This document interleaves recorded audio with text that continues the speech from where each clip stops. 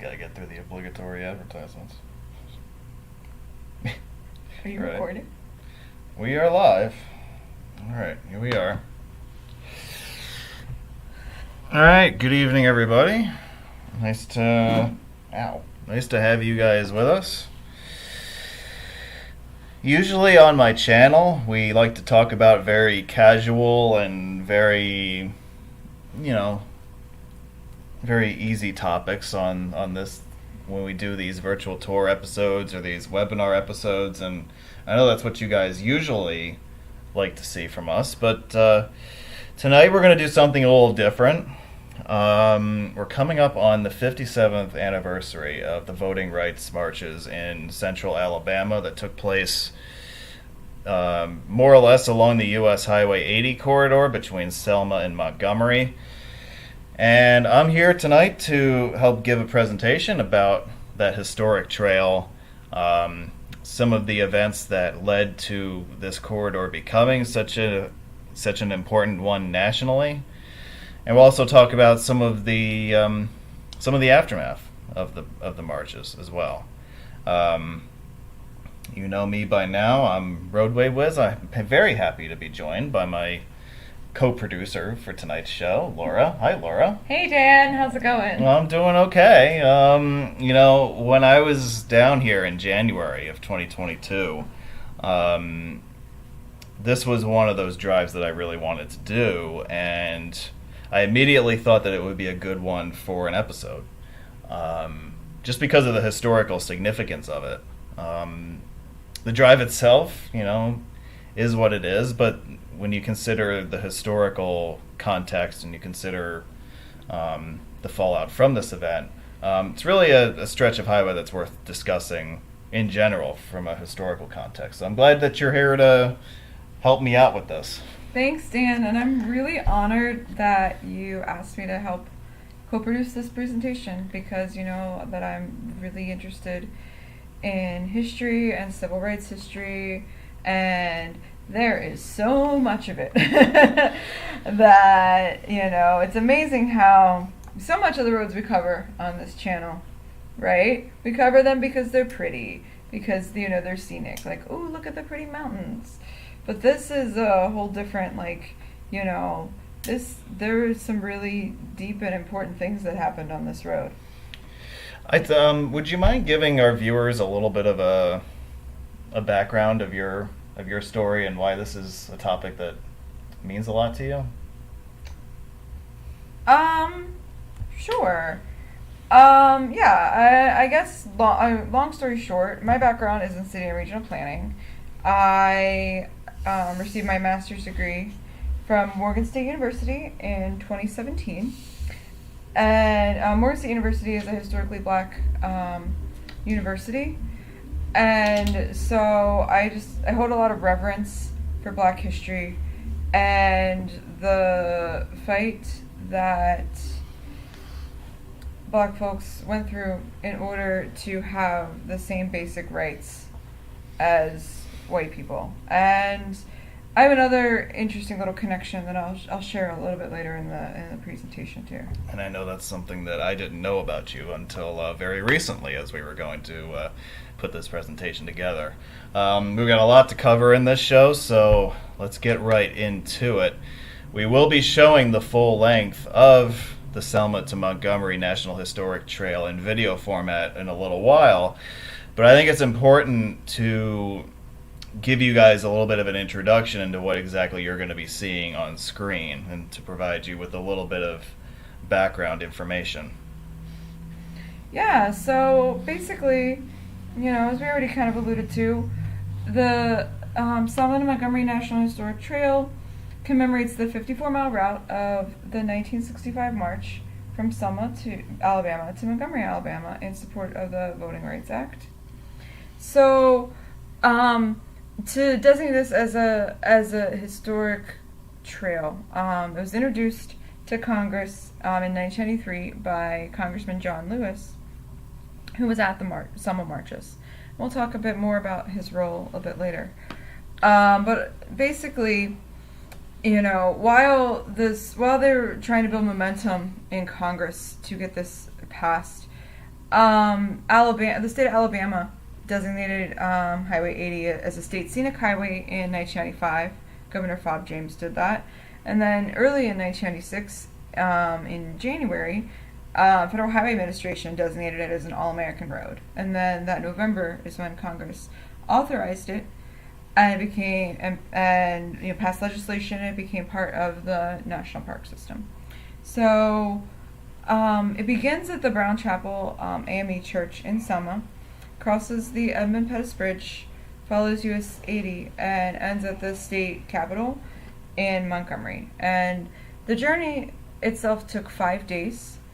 Obviously, people are going on foot, and not all the people, but we'll get to that later. But a small section of the people did the entire journey on foot, and it took 5 days.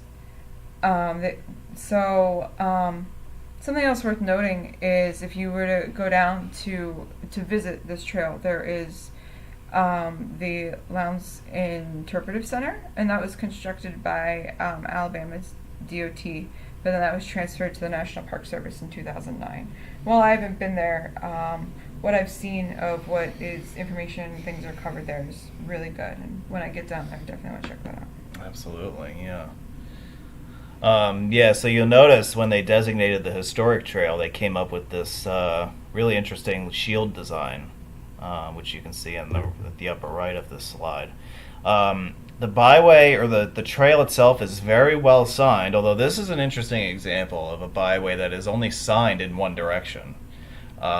When they established the historic trail, it was designated as an eastbound trail, because that's the direction that the marchers traveled in.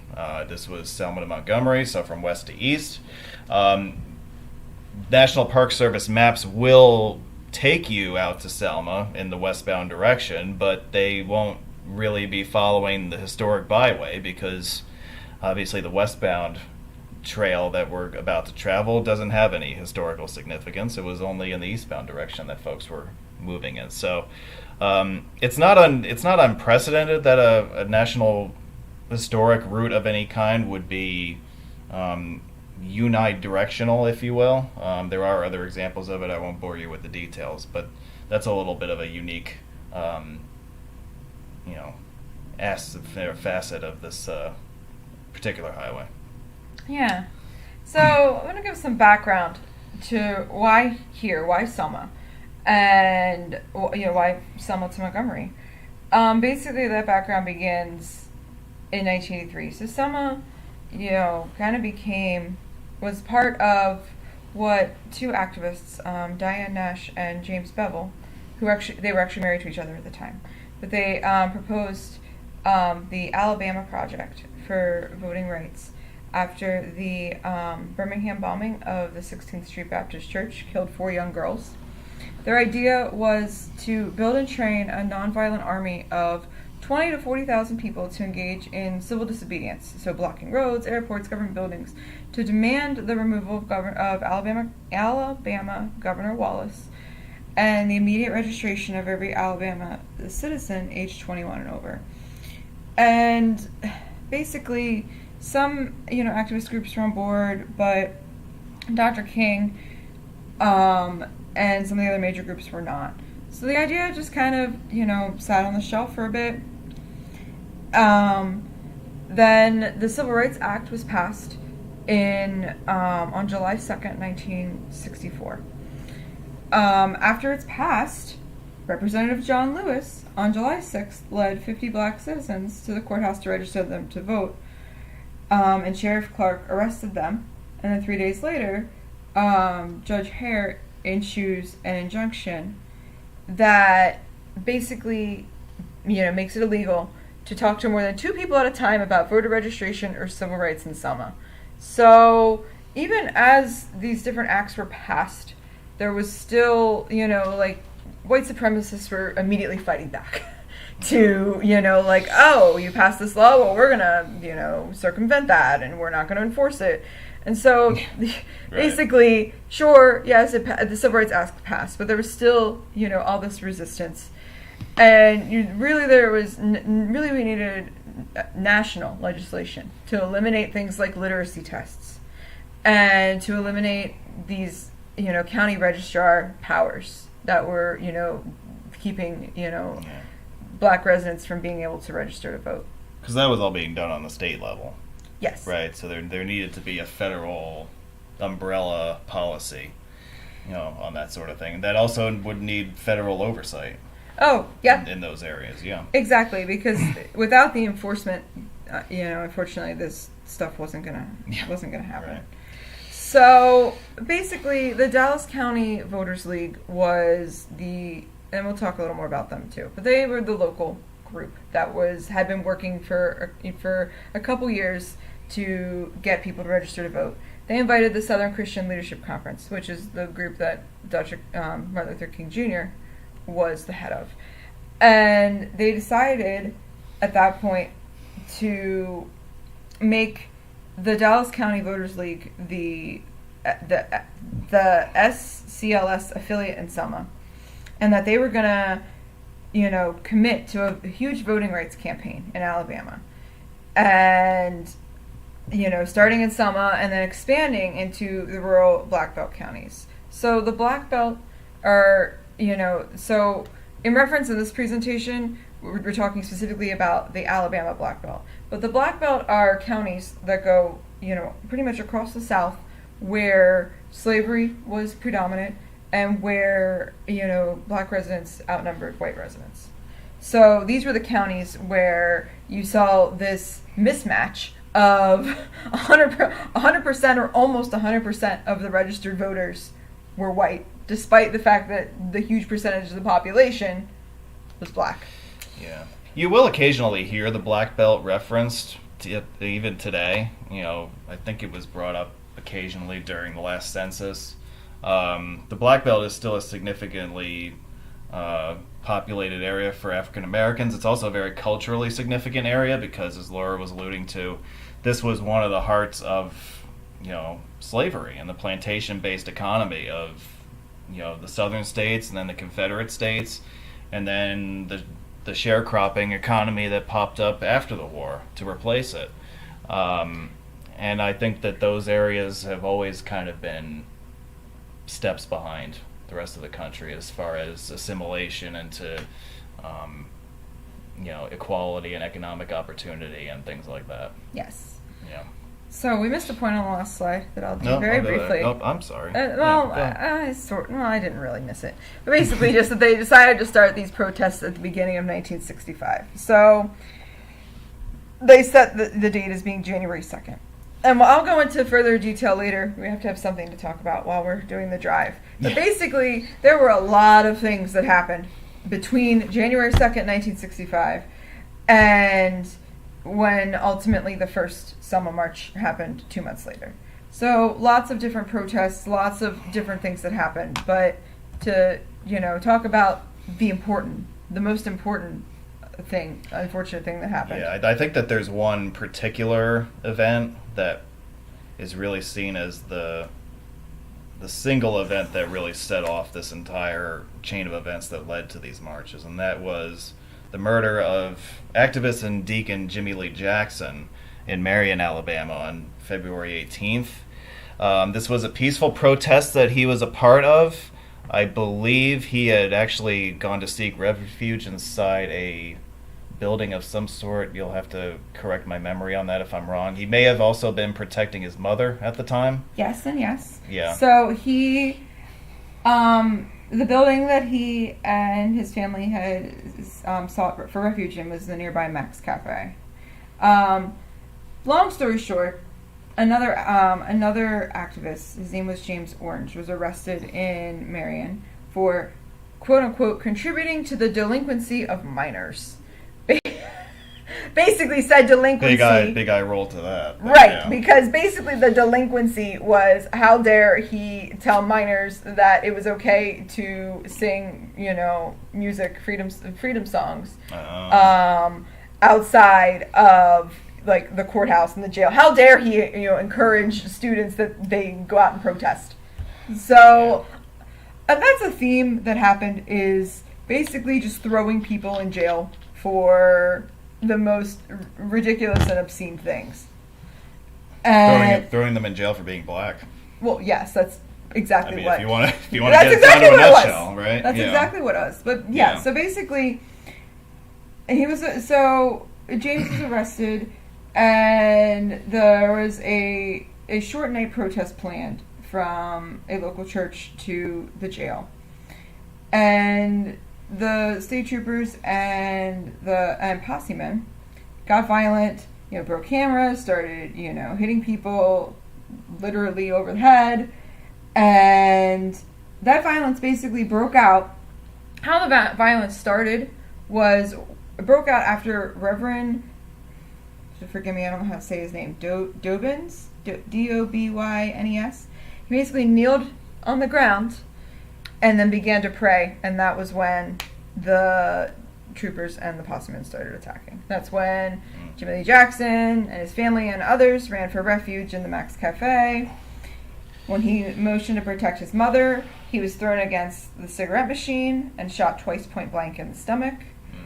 There were no hospitals in Perry County, Alabama, so he was rushed to the Catholic hospital in Selma, because that was the only one that would accept African Americans. And basically, he was in the hospital for several days before he passed away, and there were several vigils, and that was really the thing that finally made various activist groups and leaders decide, hey, let's go along with the Bevels, I mentioned the Bevels previous slide, their proposal. Why don't we do this march? And so basically they agreed to march on the 7th of March, 1965. That was the date that they selected. And of course there turned out to be 3 different marches, but the mission statement of each of these marches was the same.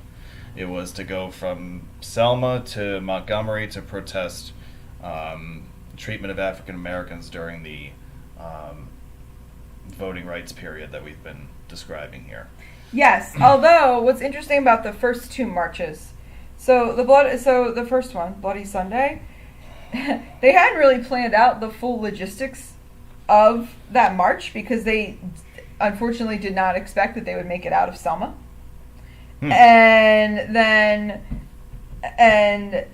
that really their main goal was to kneel and pray and have a bunch of people get arrested. What they did not anticipate was the bloody violence. Right, yeah. And then, as mentioned here, the second march, turnaround Tuesday, basically, I'll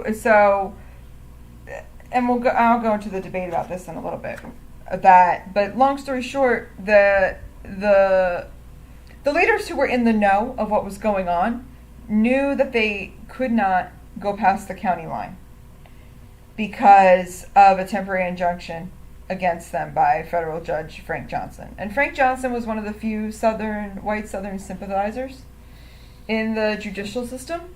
So there was some strategy behind, okay, well, we think he'll eventually lift this injunction.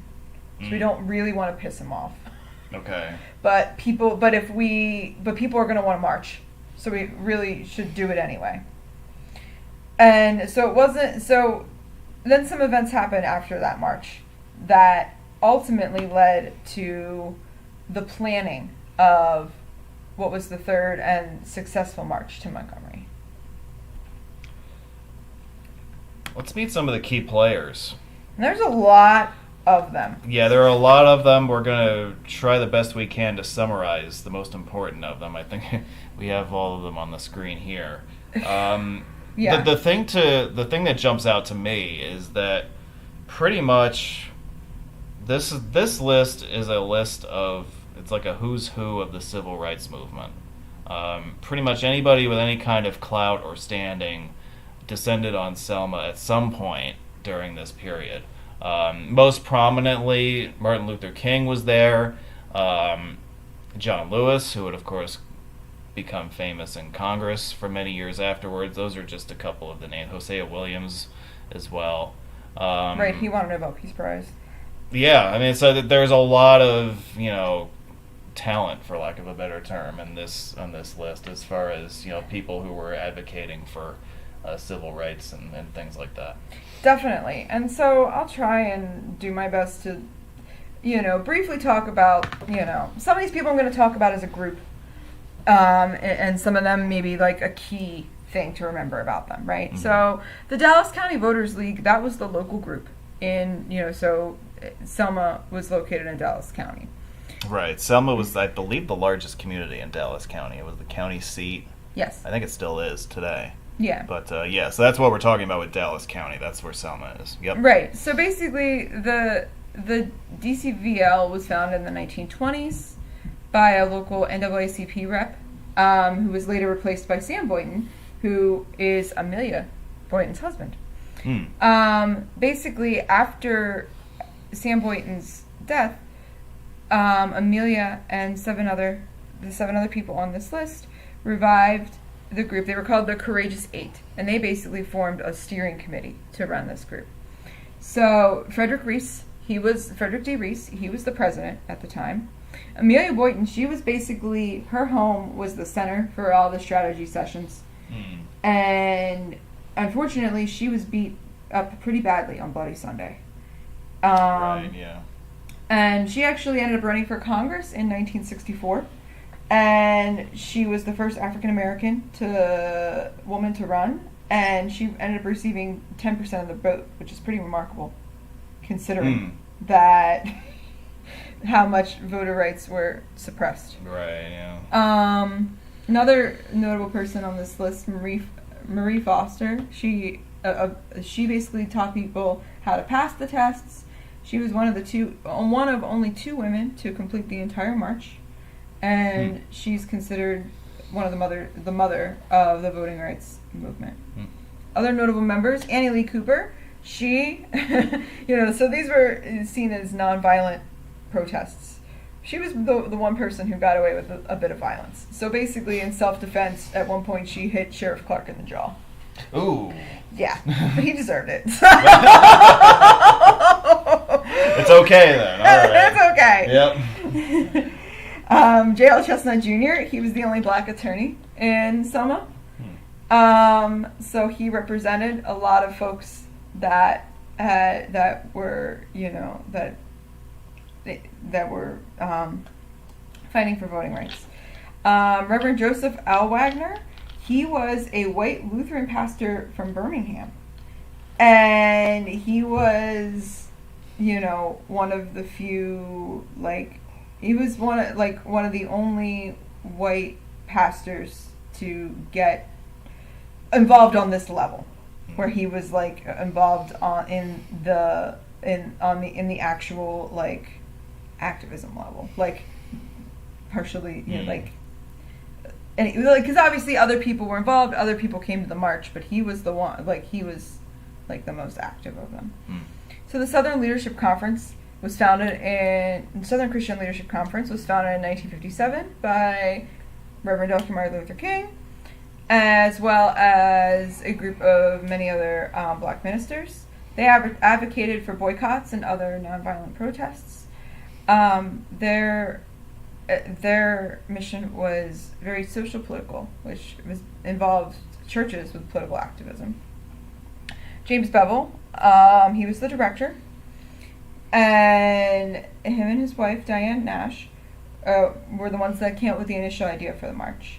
She co-founded, and she actually helped co-found the Student Nonviolent Coordinating Committee, which is next on the slide. But we already talked about James Orange. He was the one that was thrown into jail the night that Jimmy Lee Jackson was murdered. He was a project coordinator, and he worked really extensively with youth. And Reverend Hosea Williams was who led the first march. The SNCC, the Student Nonviolent Coordinating Committee, was founded as a student movement in 1960 after student-led sit-ins at lunch counters. By 1965, they were pretty disillusioned by nonviolent protests and by the Johnson presidential administration. So there was some infighting, and that was one of the things that really that kind of happened underneath all of this, right? That the SCLC and the SNCC had a lot of disagreements for what would and wouldn't be effective. And because again, these students are pretty disillusioned. The idea that they've been working really hard and felt like they weren't getting anywhere.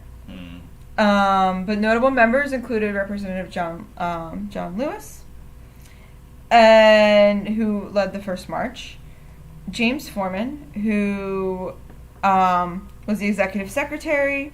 He mobilized voter registration campaigns, and he ended up leading, after the second march, in Montgomery, what was called the Second Front, which was some protests that happened in Montgomery. Stokely Carmichael, who later changed his name to Kwame Ture, participated in the Second Front with James Foreman. He only did part of the march from Selma to Loundes County to initiate a grassroots voting project there. But he was the one who actually succeeded Lewis as chairman. So because Lewis was the chairman at the time, Stokely Carmichael was afterwards. Some of these other folks that I've named: Bernard Lafayette, Kalia Little Lafayette, Prathia Hall, Faye Bellamy. They were all students that were, active in the voter registration project. Basically, the Lafayettes were there in 1963. Prathia Hall succeeded them. Faye Bellamy actually ended up inviting Malcolm X to Selma, and he spoke in Selma not long before he died in February. Oh, I didn't know that he made a trip there. Okay. He did. Okay. And then last on this list is the U.S. government, and in particular, President Lyndon Baines Johnson. So he was ultimately who, put forth the Civil Rights Act of 1964. He signed it on July 2nd, 1964, which outlawed discrimination based on race, color, religion, sex, and national origin. He worked behind the scenes very extensively with some of these leaders, especially MLK, leading up to the march, and as we'll learn, introduced the legislation for the Voting Rights Act. Yeah.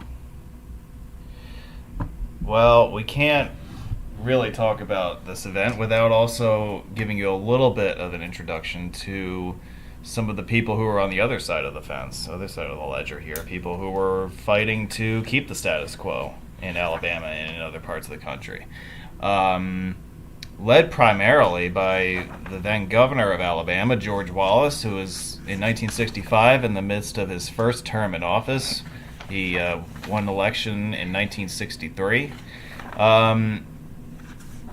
Very much a pro-segregationist in just about any way that you could slice it. One of his on-the-record claims leading up to the marches was that they were a threat to public safety and that he had concerns over traffic violations. In other words, he didn't like the idea that African Americans were upset and were planning to march to his capital to protest it. Yep. The Alabama State Police, in Alabama, the police force in Dallas County, also the office of the city of Selma. We had several different key names involved there as well. Yeah, and what's very interesting about the city of Selma versus Dallas County is that the city of Selma were actually, I don't know the best way to describe this. They tried to stay neutral, so to speak, in the middle. They were the quote unquote moderates, that hoped that, if you can make some concessions, that it would, weaken or divert the movement. But so they weren't really for,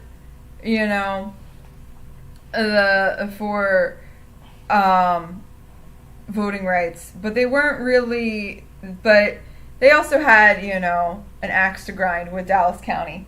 So they, in particular, were were more than happy to not enforce. Yeah, right. Like, oh, you're breaking the injunction?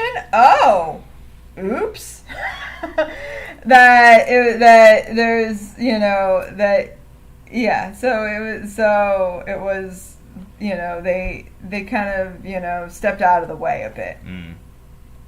Well, if there's 3 people on this list that I think we need to talk about, other than the governor, it's Mayor Joseph Smitherman of Selma, Dallas County Sheriff James Clark, and Colonel Albert Lingo of the Alabama State Highway Patrol. Joseph Smitherman was serving his first term as mayor of Selma.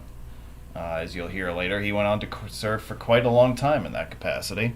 Again, he was considered by a lot of standards of the day to be a moderate when it came to segregation and civil rights and things like that. He was really more interested in not getting in the way of one side or the other, right, at this particular time. Yep. Yeah, so basically, it's something that I didn't really know until I started researching, is what's called posse men, or, again, I should have looked up these pronunciations, right? Posse comitatus, power of the county. So you hear me mention about, like the state troopers and the posse men, right? So basically so this is a real thing in the United States, that sheriffs legally have the power, sheriffs and other officials legally have the power to summon armed citizens to aid in keeping the peace. So there were many instances throughout this, throughout this fight where, for instance, Colonel Albert Lingo and Sheriff James Clark basically put out, they summoned all the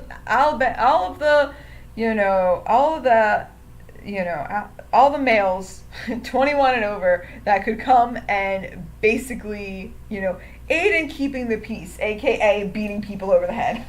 Yeah. So, and that's still, it's amazing that this is a real thing in the United States, and it's still legal. And from what I could read, it's still legal in like most places today. That the police could basically just, say, hey, we need backup. You're going to be our backup. Yeah, right. So. And then the Ku Klux Klan,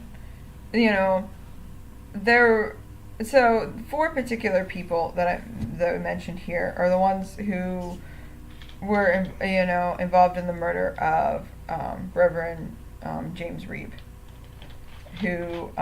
which happened after the Second March. Obviously, the KKK is an organization that sprouted up after the Civil War. In fact, the first Grand Dragon of the KKK was a gentleman named Nathan Bedford Forrest, who was a very prominent Confederate cavalry general in the Civil War. Actually, one of the more successful Confederate officers in the entire conflict, outside of perhaps Robert E. Lee. But what's interesting is that as the KKK evolved in the early years, he ended up quitting because it got too violent even for him. Wow. And, yeah. So by the mid-1960s, this is a very powerful underground organization that is still very much alive and well, certainly in this part of the country.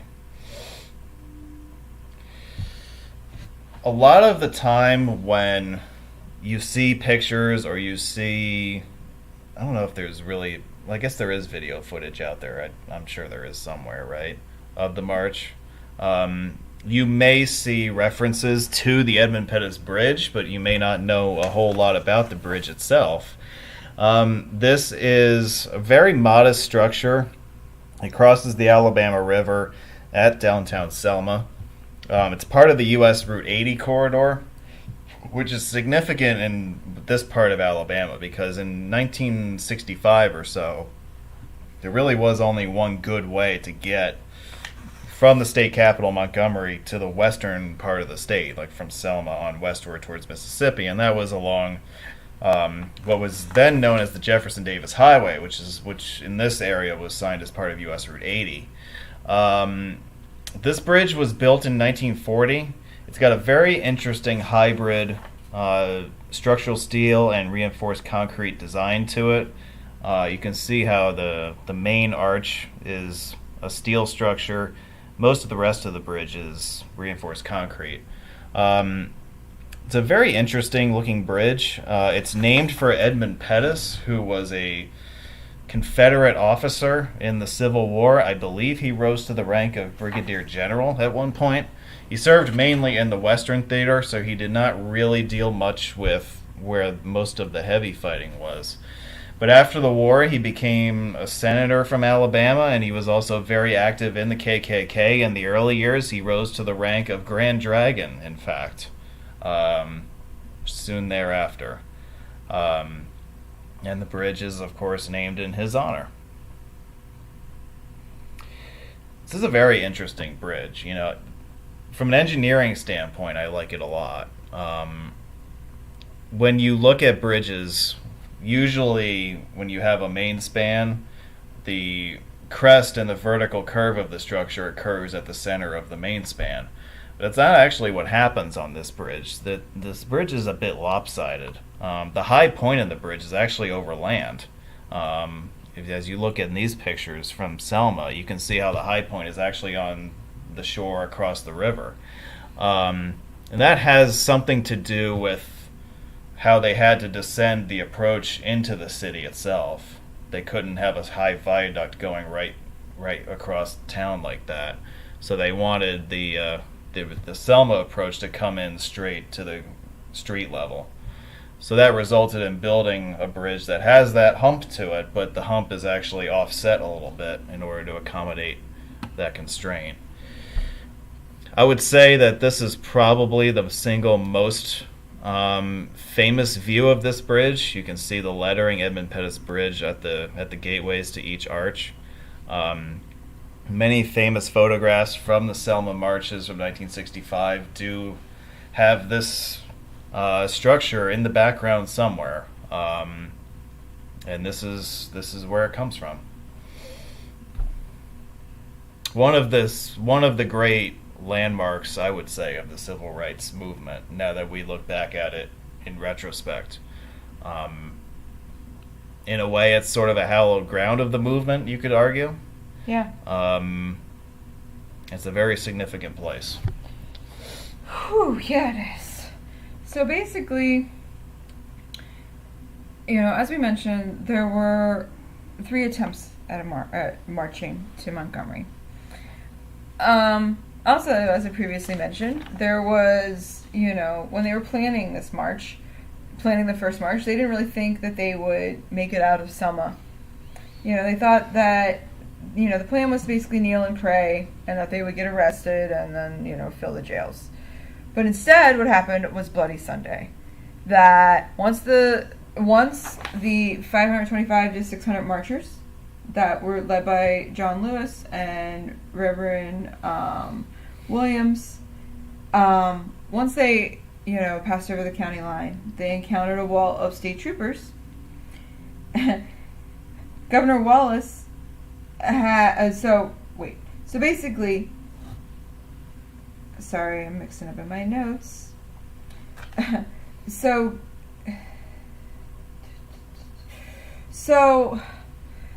they get to the county line, and the state troopers and the county possemen are there. And commanding officer John Cloud tells everyone to go home. And Reverend Williams tried to talk to him, and that's when the violence started. So they attacked the unarmed marchers with billy clubs and tear gas. And law enforcement, basically, they beat up a lot of people. 17 marchers were hospitalized and 50 treated for lesser injuries. And leader Amelia Boynton was beat unconscious, and an image of her on the Edmund Pettus Bridge spread throughout the media. And John Lewis was also pretty brutally beaten, and he was beaten and had a skull fracture even, and ended up having effects from that for the rest of his life. But basically, once the Johnson administration, found out about this, President Johnson denounced the violence, and he promised to send a bill to Congress that week. Took him longer than a week. Took him until March 15th. But, the reason that this violence happened was that Alabama Governor Wallace basically ordered, Colonel Al Lingo to quote unquote use whatever measures necessary to end the march. And the county sheriff clerk issued an order for, as I said about the posse men, he ordered all white men over 21 years old in Dallas County to be deputized. So after this happened, a lot of the infighting stopped between these groups, right? The SNCC officially decided to join. They were a little skeptical of the march, but they realized they needed to put their differences aside. That this needed to happen, and after, the violence, that was... So... And in the wake of that, 2 days later, there was a second attempt, which has become famously known as Turnaround Tuesday. Yes. So, basically, as I previously mentioned, there was, Judge Johnson had put an injunction to, basically, stop them from marching. And so this kind of put the leaders in a bind, right? Because, the SCLC had attempted to get this court order because, to prohibit the police from interfering. But once, U.S. District Court Judge Frank Johnson issued the restraining order instead, King and the other leaders, did not want to go against the order because of, Judge Johnson being one of the few, sympathetic judges. And they figured at some point he would change his mind. But they also still lacked infrastructure for the march itself. But there was infighting what to do, right? So Reverend Hosea Williams, and as well as James Foreman, insisted that the march proceed. And so actually representatives of President Johnson, too many Johnsons to keep track of here, right? met with Dr. King to postpone. And, so one of these representatives was former Florida Governor Leroy Collins. And Leroy Collins ended up doing some backroom dealing here. He decided, so basically, he worked out a deal with Sheriff Clark and Colonel Lingo that if the marchers followed a precise route that was drawn by Clark, where they would make a symbolic witness at the bridge and then turn around, that they would not attack. So former Governor Collins made this deal with them. He secretly handed it to Dr. King because basically, but a lot of these leaders, a lot of people weren't in the know, right? You had 2,500 marchers go out there, and Dr. King, they're going across the bridge, and then Dr. King turns them around. Which led to some confusion at the time, like, what's going on? Why aren't we crossing? Especially since the police unexpectedly stood aside. So there was some confusion, especially since, Bevel King, Nash and others had really put out, a call for clergy and more citizens to join. 2 days prior you had 525 people. Now you have 2,500 people. So... And that was also another reason they decided that they couldn't postpone it. Was, oops, all these people are here. We have to do something. Yeah. So, then something really tragic happened that night. That evening, 3 Unitarian Universalist ministers, Reverend James Reeb, Reverend Clark Olson, and Reverend Orloff Miller, went out to dinner at an integrated restaurant. And which apparently at the time was a no-no, because if you were white and you were on the side of civil rights, you basically could not go into white places because you were seen as like, oh, you're betraying, like you're betraying, the white race. So they went out to eat at this integrated restaurant. And, you know, then when 4 members of the Ku Klux Klan attacked them with clubs. And Reverend James Reeb basically was severely injured. The Black Hospital in Selma didn't have the resources to treat him, so he was sent to Birmingham, which was 2 hours away. But by the time he got there, he was really deteriorated. He went into a coma, and then he died on March 11th. Mm-hmm. That. So, here's the reality, right? We had Jimmy Lee Jackson, right, who died. That had an outcry, right? African-American man. You had a photo of Amelia Boynton, African-American woman, you know, beaten and on the bridge. White northern minister gets murdered. And that produced a national outcry. And with many vigils being held, President Johnson even called, you know, Mrs. Reeb, you know, to express his condolences, and he invoked his Reverend Reeb's memory when he delivered the draft Voting Rights Act to Congress on March 15th. So here, President Johnson was like, oh, I'm gonna, after the first march, I'm gonna, deliver this act within a week. And then it took Reverend Reeb dying to be like, oh crap, we need to do this now. Yeah. So that was the thing that caused President Johnson not just to, but this was a nationally televised joint session of Congress on March 15th when he introduced it. And interestingly, white supremacists in Selma tried to gaslight the public understanding of how Reverend Reeb died. He claimed that, he was drunk and started a fight. That's what Sheriff Clark claimed. That, he was, and Selma business leaders, claimed that it was really civil rights workers that killed him. Oh, they were in disguise or whatever. So it was, but Reverend Reeb's death really was a turning point. And it's really interesting. So I mentioned that I had an interesting connection, right? So this is like a 6 degrees of Kevin Bacon connection here, to bring in a tiny bit of humor in a very serious topic, right? So what's really, really interesting is, I'm a Unitarian Universalist. I am a member of, I think I'm still technically a member, actually, of the First Unitarian Church in downtown Baltimore, but I'm also a member of the Unitarian Universalist Fellowship of Hartford County, Maryland.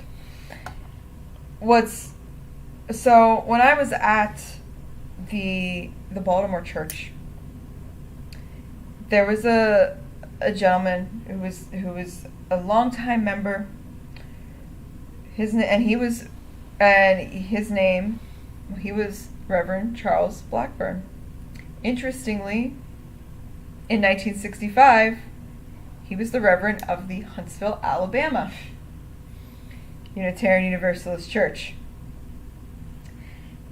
So he was actually at the Selma marches. Not only that, he was previously at the All Souls Church in Washington, D.C. with Reverend James Reeb. They were there at the same time. Wow. And it was, so they were very good friends, and so that was a serious loss for him when he died. I didn't really get to know the former Reverend Blackburn that well. He passed away. I started attending the church in 2016. He passed away in 2017. But I joined the choir not long after, and I was actually assigned his music, in the choir. His music book. His music book, yes. Yeah. So that was a really humbling thing for me, that it was like, wow, I'm singing from the same music. Yeah. As that's a big deal. A clergy member who was there in Selma, who was there in Alabama fighting for voting rights. So that is my 6 degrees of Kevin Bacon. everybody knows everybody, you know what I mean? Like, it's a very small, interconnected world, how we all are connected to events. So it's also where my interest in, Selma comes from. It's such an interesting story that you have, and it's one that I didn't know until we started really talking about this show. And it's really amazing that you were kind of for lack of a better term, you were the chosen one to be the next, well, you know what I mean. Like they had to give his music sheet to somebody, or his music book to somebody, I guess. Yeah. They could have picked anybody, but they saw something in you, I'm sure, to have you be the next one. It's kind of like... I think there might have been a little divine intervention going on there. Well, yeah. Join us next week, everybody. As where Laura, we talk about divine intervention. Laura goes on about her background in religious, history. Woo. Yeah, right. I think a lot of the bullet points that are on this slide we're going to talk more about as the video progresses, but just to give you a little bit of a heads up of what we'll be talking about during the course of the video. You have some information here about the protesters, the march itself, and a bit of the timeline. Following the events of Bloody Sunday and Turnaround Tuesday, President Lyndon Johnson committed to protecting the marchers with the Alabama National Guard, 1,900 members of the federal garrison, including members of the FBI, federal marshals, the CIA, all descended on central Alabama to oversee the operation and ensure the protection of the marchers. And it's in that context where on March 21st, they set out from Selma. 4 days or 5 days later, they arrived in Montgomery at the steps of the state capitol in Montgomery. This is a scene from right out front the state capitol. You can see the crosswalk has been decorated to commemorate the marchers from 1965. A very interesting little touch there. When you visit the state capitol itself, I get the feeling that I'm visiting a real life, walking, living, breathing museum. There are so many different historic sites in the area, and we'll touch on some of those as we go today. But you see plaques like this, out in front of the Capitol, commemorating the march itself, and other events as well. And I would be remiss if I failed to mention that one of the other backdrops of this. The eastern end of the march at the state capitol of Alabama is that this is also the grounds of multiple significant Confederate-era monuments. On the left, you can see the Confederate Soldiers Memorial, which was erected in 1898, commemorated all of the servicemen from the state of Alabama who perished in the Civil War. And on the right is this rather menacing-looking statue of Confederate President Jefferson Davis, which was commissioned and erected in 1940, the same year that the Edmund Pettus Bridge was constructed. So it was constructed as part of the Lost Cause. A lot of monuments were constructed in the 20th century to really, I guess, for these white supremacist leaders to kind of, nail home, so to speak, who was boss. Yeah, we're still here. We're still here. Right. These are our true heroes. Mm-hmm. Don't get any ideas. Mm-hmm. Yeah. To, try and, overturn things, or don't get any ideas for civil rights or for voting. Yeah, right.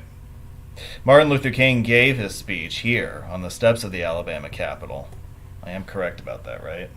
I believe he did. Yeah, I believe it was right here at the front steps of the Capitol. And remember how I was talking about that menacing statue of Jefferson Davis? Well, here it is on the left side of the screen, right here. almost in the shadow of that statue, he gave one of his more famous speeches that we'll talk more about in a little bit.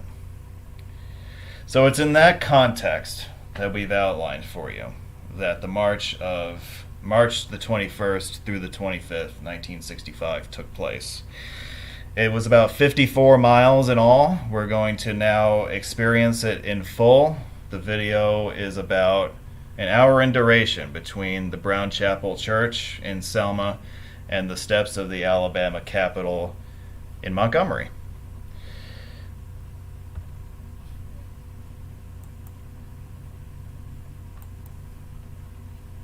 Laura, would you like to go for a drive? Yes. Okay. I would. Well, let's go for a drive. Let's go for a drive. All right. Welcome to the Selma to Montgomery National Historic Trail, the tour of which begins now. We're starting out front. Excuse my mouse here for a second. Here we go. Starting out in front of the church. We are in Selma, which is the largest city of Dallas County, Alabama. I believe the population is around 20,000. Not too much to say about Selma as a community. If it wasn't so famous for its role in the civil rights movement, it would just be another Deep South Black Belt community. You know, many of them are very ordinary and not memorable. Selma is kind of not memorable until you realize just the significance of the events that took place here, and then this town takes on a whole different level of meaning and significance as well. But so the marchers set out from the church and they followed the local streets for a little while, and this was the final organized route that they agreed to follow. Interestingly, the Turnaround Tuesday march followed a slightly different path than this. It actually went to the river and then turned into downtown, whereas this route, which is followed by the third march and also by the first attempt, which is known as Bloody Sunday, followed this more inland route. Bit of a difference, I suppose, in semantics as far as, you know, the route. I mean, does it really make much of a difference? No, not really. But these are routes that have to be coordinated, you know, with, you know, marchers and law enforcement. And, of course, with the third march, you know, you have federal presence. You have National Guard to deal with. So everybody has to be on the same page with something like this, I would imagine. Yeah. Before they even, you know, take off. Definitely. And I should mention that the day that this was filmed was Martin Luther King Jr. Day in mid-January of 2022. So I suppose if there's one particular day that you should go to Selma, it would be that day. That would be a good one to pick. It would. The weather could have been a little better, but that's okay. Here's downtown Selma. You know, again, it's a rather nondescript community here. As we turn onto the main street here, this is U.S. Route 80 business. You see the storefronts and you see the very, you know, traditional looking architecture. This is one of those communities that is really, to me, it's another example of a town that's frozen in time, because you see like all the old style architecture, and really since the 1960s this has been another community that's really been left behind by economic degradation and whatnot. And there are some other things going on there as well that maybe we'll touch on later. But yeah, Selma's a bit of a depressing town to visit today, as a matter of fact. Here's the Edmund Pettis Bridge that I described before. The protesters followed this route. They followed what was then U.S. Route 80. It's now U.S. Route 80 business for this stretch. Over the bridge, at the other end of the bridge, this is where the Bloody Sunday beat up, you know, the state police and the county police, you know, beat up the protesters right around here. And this is also the point where the Turnaround Tuesday march ended before they turned back into Selma.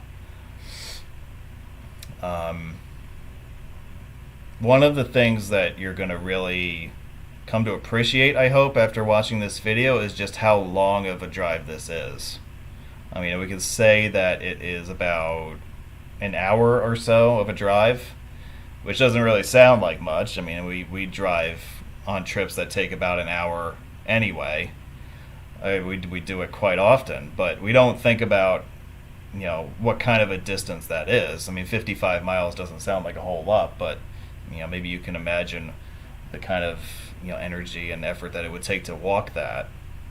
Yes. Over the course of 5 days. And then, if that isn't enough, consider the fact that you're always being watched, I'll say, by, people who are looking to stop you every opportunity they get. Yep. So here we go. A lot of the drive that we have coming up is a lot like this. It's 4-lane divided highway. I will say that there was a stretch of highway in Loundes County where the road in 1965 narrowed down to 2 lanes. That was the last stretch of U.S. Route 80 between Montgomery and Selma to be upgraded to 4-lane capacity. That was done much later, much longer after the marches took place. So when you watch the video of it, and I'll point out the stretch of highway to you when we get there, but you'll see it's a 4-lane highway, but back in those days it was still a 2-lane road.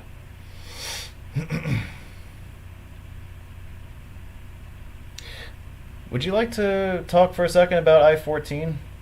I know this sounds like completely out of left field, but... Why don't you talk about I-14? You want? I have 12 pages of notes, but I do not have I-14 in any of them. Really? Laura, you had one job, Laura. Jeez. So, we've talked about the Black Belt and what that region is. It's basically... depends on where you want to draw the line in the west, but it can kind of run from far eastern Texas across northern Louisiana, central Mississippi, Alabama, and then into Georgia, that strip there. That's also one of the major gaps in the entire interstate highway system today when you look at it on a map. The highway that most prominently serves this area is U.S. Highway 80. But there's never been any real interstate highway representation for this part of the country. About 20 years ago, there was officially a proposal made to change that, and the highway was originally designated as the 14th Amendment Highway, named obviously in honor of the significance of the 14th Amendment to civil rights in America. And this highway eventually became designated into law as Interstate 14, which it's gone through a lot of different iterations, but one of the more prominent ones today would be a highway connecting west central Texas with roughly Augusta, Georgia, by way of mainly U.S. Highway 80 across Mississippi and Alabama and Georgia. So should this highway ever get built, it would likely pass right through this general area here. It's a bit, appropriate that a highway of that name would, pass through the area between Selma and Montgomery, I would say. I agree. By the way, don't expect construction on this to happen anytime soon because none of these states really have a plan for how to construct or pay for it. So really it's been mainly it's more of a symbolic designation. There is a brief section of I-14 that exists out in central Texas right now, but there are no real plans to build anything more substantive anytime soon. So that's all I got for I-14. All right. You want to talk more about the march? I think we should. We showed that slide earlier that had the bullet points and whatnot. Yeah. Maybe we could start kind of going through some of that stuff. Yeah, happy to. Yeah. Yeah, so basically, as I previously mentioned, the second march, they had to stop and turn around due to a federal injunction. And, as they predicted, Judge Johnson did eventually rule in their favor on March 17th that they had the First Amendment right to assemble and march. Apparently, Judge Johnson wanted to give the order earlier, but he had to wait on White House support for enforcement of the order. Basically, President Johnson, LBJ, was trying to get Governor Wallace to protect the marchers, but the governor was having none of it. So LBJ had to federalize the Alabama National Guard to do it. And so that's where, you get the 1,900 members of the National Guard that he had committed to protect them. Now, it was the Alabama National Guard, correct? But they were under federal management at that point? They were not under control of their own state commanders? Correct. They were under federal command. I got you. Okay. Yeah. And so basically how it started is Sunday, the 21st, 8,000 people assembled at the Brown Chapel AME Church. Basically, as Dan already, said about how there was a section in Loundes County that it was 2 lanes, whereas the rest of it was 4 lanes. And that's actually a really critical detail because as part of Judge Johnson's order, no more than 300 participants were allowed on that 2-lane portion. Yeah. So what had to happen was that Sunday, right, you had the 8,000 people that started at the march. But by the end of that first day, all but 300 of them had to return back to Selma by bus or car. And so then on March 22nd and 23rd, the 300 protesters marched and camped in the rain through Loundes County. And on the 23rd, they actually wore kippah in support of Rabbi Heschel and their Jewish allies on the march. So, so then on the 4th day, March 24th, that's when they crossed into Montgomery County. So at that point, they could go above the 300 number again. So marchers rejoined by bus and by car. And several thousand camped that night at the City of St. Jude Catholic campus just outside the city of Montgomery. And that night there was a Stars for Freedom rally held there with various singers and performers. And so basically it took them 4 days to get there. And then on the 5th day, March 25th, 25,000 people marched from St. Jude to the state capitol. And that's where Dr. King gave his how long, not long speech. So the governor wasn't there. And marchers basically said they remained at the entrance to the Capitol until one of Governor Wallace's secretaries appeared and took the petition from them. Sadly, there was another murder that night of a white woman named Viola Louisa, and so she was murdered that night. Yeah. And how she got murdered, she was murdered while ferrying people back to Selma from Montgomery. Yeah. So, basically, and she was also murdered by members of the KKK. Right. Yeah, like, as we said, these people marched under very adverse conditions, with people just waiting to ambush them, more or less. I mean, that's the impression that I get. Yeah, no, that's the sad truth, is that it was basically... Especially at night, right? Because they had to camp outside. Right. Off the highway. No, that's exactly. Yeah. And that's why the protection was so critical. Right. Yep. And that even with that protection, you still had awful things happening to people. Yeah. We've now entered Loundes County, which has a population of about 10,000 per the 2020 census. I don't have... Do I have numbers from 1960? I do. It's marginally down in 2020 from where it was in the 1960 census, which was about 15,000. Its largest community and county seat is Hayneville. The county is named in honor of William Lowndes, a member of the United States Congress from South Carolina. So this is the part of the highway that narrowed down in the 1960s to 2 lanes. And this, of course, facilitated the restriction on the number of marchers on this stretch of road, because I gather that when the march was going on the 4-lane sections where you have the divided highway, they would close off one of the 2 roadways and let people march there and then keep traffic moving on the other one.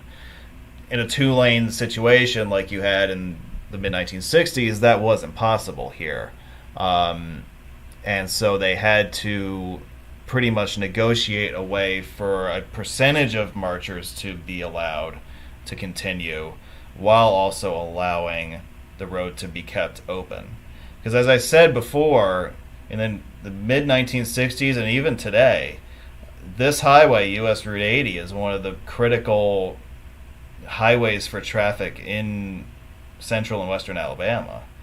There is no nearby interstate highway that can take traffic that would be diverted away from this road, which is not what you have in other parts of the state. For instance, I-20 bypasses the U.S. highway system. I-65 bypasses large sections of the U.S. highway system. But you don't have that situation here in central Alabama. So there's a lot of local traffic that uses this highway. In this video, you've already seen a few heavy trucks on this road. Well, this is also long-distance traffic that uses this road. In fact, traffic between Texas and, say, Atlanta, Georgia in the northeast, a lot of that traffic will come this way because it is a more direct route and it bypasses a lot of the traffic choke points along roads like I-20 across northern Alabama. So this was a very significant road even back in the mid-60s. And so I have trouble with this myself. You know, I definitely understand the rights of protesters to march in a situation like this, and that they should be allowed to, and that they should be protected and all that. But I also can understand one of the other things that becomes an issue here, where such an important strategic highway is put in play here as far as one of those corridors that you would want to use for such a protest. Yeah, I mean, I guess I come at it that roads are not just for cars. That, you know, roads predated cars and automobiles and will exist long after us and long after whatever, you know, descends from automobiles as we know them today. And so I guess that's the position I take from it, that, you know, until you really started having widespread automobile usage and, you know, General Motors lobbying for, you know, various traffic laws in the 1920s onward, that the majority of people that used roads used them to walk. So, you know, it's in our society today, you know, and depending on what part of the country you're in, basically if you're anywhere outside of like a city, you know, it's to see someone walking on the road, there's this automatic perception that they don't belong there. Like, what are they doing? Why can't they just get out of the way? It's interesting you bring that up because, yeah, that is a very prevalent thought nowadays. It is, when, you know, from 100 years ago, from the beginning, you know, from 100 years ago back to like the beginning of human civilization, roads were for people to walk on. So I guess my overarching point in bringing this up is that you have a road, in this case US Route 80, you have economic reasons to keep it open, you have very real civil rights related reasons to not have it open for these marchers. and ultimately a compromise agreement was reached. Yep. Of course, we can debate back and forth about, was it the right decision? Were enough marchers allowed? Was there enough protection for marchers? You can go right on down the line. But I'm glad that in this very tense moment in American history and in the civil rights movement, that cooler heads did prevail and that there was some sort of agreement that was reached for this particular stretch of US 80. Now, once we get out of Loundes County and the highway opens up again, then that no longer was an issue once again. Right. But it was just really for this stretch of roughly 20 miles or so. Right. Yep. Yeah. And I think it took the marchers about 2 days, roughly, to get through this part of the march. Yes. It was roughly 2 days, I think. Like, the first day they got out of Selma and got to the county line, and then I think it took them roughly 2 days to get to the other side of the county. Yep. But just from an engineering standpoint, when you look at this highway, this is a very typical central Alabama divided highway on the U.S. highway system. If you may have noticed the signs on the side of the road saying the speed limit is 65, which is not something that you would ever see in a northeastern state. Oh, God, no. I remember the first time I went to Texas in 2017, and I was absolutely floored at the fact that there were rural 2-lane roads that had a posted speed limit of 75. Wow. Yeah. And like their divided highways were posted at 65 or 70. Yeah. Wow. Which I mean, think about driving like US 40 or something in Maryland with a 65 mile an hour limit. Holy crap. US 40 in Maryland or whatever, like the US Route 9 up by me in New York State. Yeah, it's just a different way of... they do things a lot differently around here. We're coming up on, as we're now in the heart of Lowndes County, we're coming up on the National Museum for the Selma to Montgomery marches. It'll be up ahead on your left. It's definitely worth a stop if you have some more time on your hands and you're passing through the area. There are exhibits, that further detail the events of this stretch of highway, and it definitely, if you're interested in history of the civil rights movement and this particular event, I would encourage you to check it out if you're ever in the area, and it's here on your left. I love as we're driving along how many like historical markers and placards and things there are. Yeah. I mean, obviously we can't see them, but we see the signs.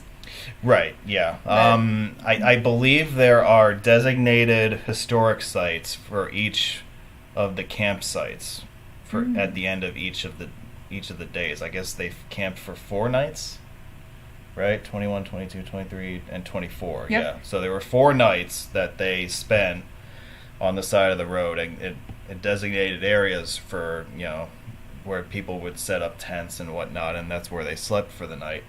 Each of those 4 locations between Selma and Montgomery has a designated historic site associated with it. I think we've already passed a couple of them, but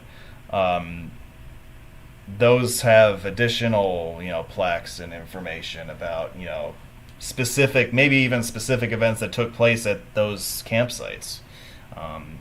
Again, that's something else for you to do if you're in this area and you have some time on your hands. But it's just, it's just amazing the amount of history here.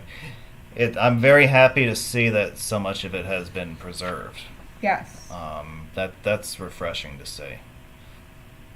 It really, really is. Because, I think about I'm a Civil War buff myself, and so I've always, read about the famous battles and whatnot. And one of the things that's really disappointed me over the years is that in the years right after the Civil War, they didn't really do a good job of preserving the battlefields. Yeah. They just were kind of like, okay, great, this is where, General Grant's army fought, at the Battle of Shiloh, Tennessee or whatever.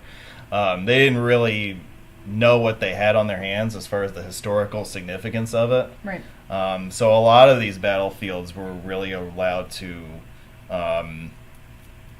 decay, evolve to the point where they really became unrecognizable, except for a couple of notable exceptions, right? I mean, obviously Gettysburg is an immortal site, and Antietam is still a very well preserved site, with the Burnside Bridge and the stone wall and all that stuff.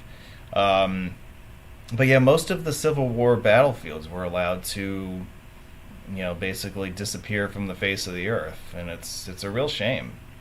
But I'm glad that you can still drive this stretch of highway from Selma to Montgomery and still find all the historic markers, still find all the historic sites that are still there. The history of this event is still being kept alive, fortunately. Yes. Through the work, no doubt, of the National Park Service, who I'm sure had a hand in helping really bring this along. Of course, when it came under their control in the 90s, they really took this and made it their own, and they've done a really nice job with it. Absolutely.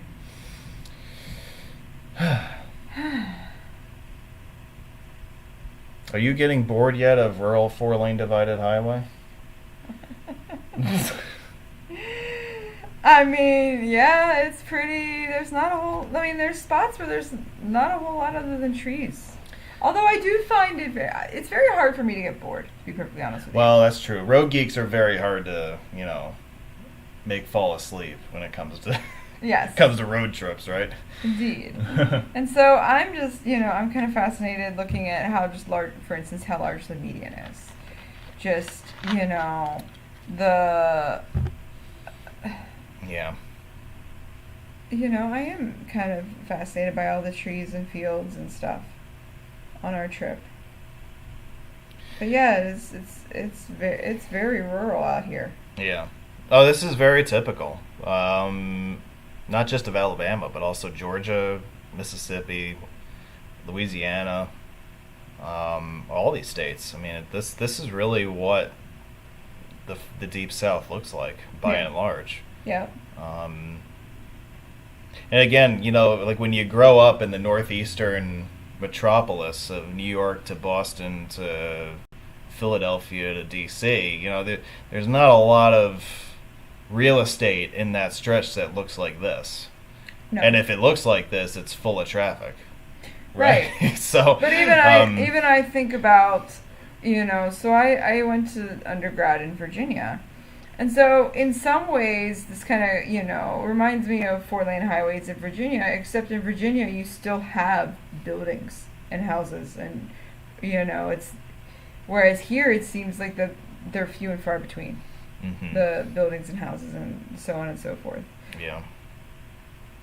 Right, because the economy in this area was and still is agriculture based. Yeah.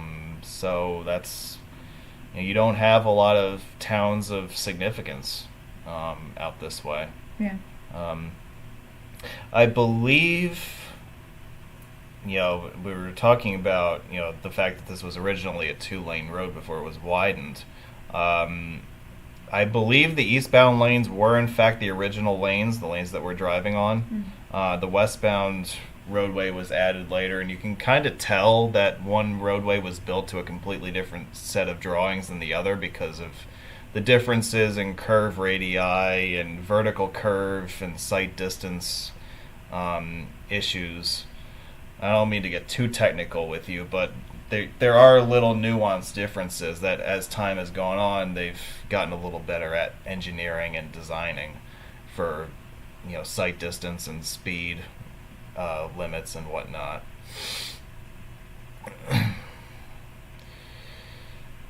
And again, I would like to mention to you guys that, Martin Luther King and his friends, they did not drive from Selma to Montgomery. Right? I mean, we are, in this video, we have the luxury of having a car to drive us virtually on this stretch. But they didn't drive. They walked it. Yeah. And something that I meant to look up before we did this show, I don't know if you have anything on it, but is there anything that you could find out about what the weather was like during the march? So I knew it rained on the 2 days that they were in Loundes County. It did. Yeah. Okay. Yeah, so I'm sure in March, I'm sure that rain was not exactly a warm rain. Right. Might be warm to us Northeasterners, but not to them. Right, yeah. Yeah. That's another factor, right? Like, if you're driving from point A to point B, the weather is an issue that you have to pay attention to, but you're not really exposed to it in the same way that you would if you had to walk through that, right? Right. But also, too, we have to think about the technology of cars that has changed. That, because remember, because some people were ferried by car and bus for part of it because you had that 300-person limit in Loundes County. But even still, cars and buses back then did they have defrost? Did they have heat? Probably not. Well, yeah, I mean, that's true too, yeah. So you were definitely more exposed. You weren't fully exposed to the elements, but you still weren't. It wasn't as nearly as comfortable. Yeah, that's a good point too. Yeah, I mean, yeah, obviously you're enclosed. Yeah. But I don't know when actual air conditioning became a thing in cars, or when it became like a technology that was much cheaper to put in everyday vehicles. You know what I mean? Right. I'm honestly not sure either. I don't know. It may have been like right around this time period when the technology really started. I know my mom was born in 1954. She grew up in Maryland and talked about how they would bundle up with lots of blankets in the car in the winter. So, which would be, my mom would have been 11 years old in 1965. Yeah. So, yeah. Yeah, I'm seeing something in the live chat here about weather being unusually cold with rain almost every day and temperatures near freezing. Yeah, well, that's pretty cold for Alabama. That would be very unpleasant to have to walk 50 miles in. Ooh. Not to mention, too, that you didn't have the clothing technology then that you have now. Yeah. We take a lot of things for granted nowadays, don't we? Right? They're not out there in their, Under Armour, Dry Tech, Gore, whatever. Their Gore-Tex coat or whatever, yeah. Right. Exactly. Right. Martin Luther King wasn't walking down US 80 looking like George Costanza and Seinfeld, with the Gore-Tex coat. No. It was very... I mean, I find it really miraculous when I think about it that these men and women actually made that march. It's really, I don't know how you feel about it, but it's really it's one of those things that's like a triumph of the human spirit kind of thing. Yeah. That's kind of how I think about it. It's very humbling. Oh, yeah. To think about. And, right, it wasn't just the weather challenge. It was that they were fighting this stuff every day. And that was something I mentioned I was going to talk about. And now's as good a time as any, right? Please do. Yeah, so I mentioned about how January 2nd was when they decided that was the day they were going to first deny, the injunction and start direct action. There was something going on pretty much every single day. What do you mean by that? What I mean by that is that as far as protests, as far as meetings, as far as strategizing, there was, that there was not a whole lot of space. We think of it, it's easy to think of dates in our mind as oh, okay, that thing happened on, January 2nd, and this thing happened on March 9th. But there was so much that happened in between. That you had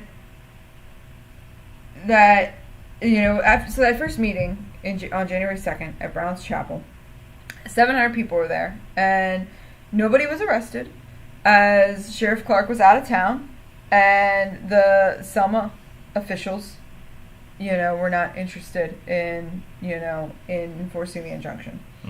So once they had that successful meeting, then there were many more meetings and workshops. Like I said, it was almost daily and strategizing. So the voter registration offices were only open on alternate Mondays.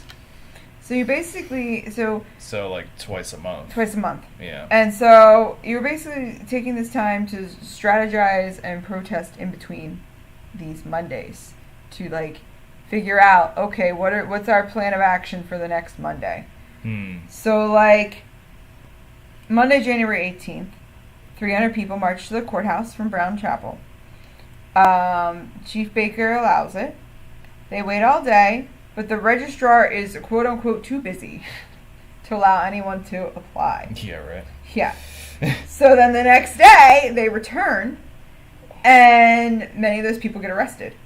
And so each day after that, people keep returning and getting arrested. Really? Yes, because eventually you get to a point where it's like at some point, either they're going to arrest me or they're going to let me register to vote.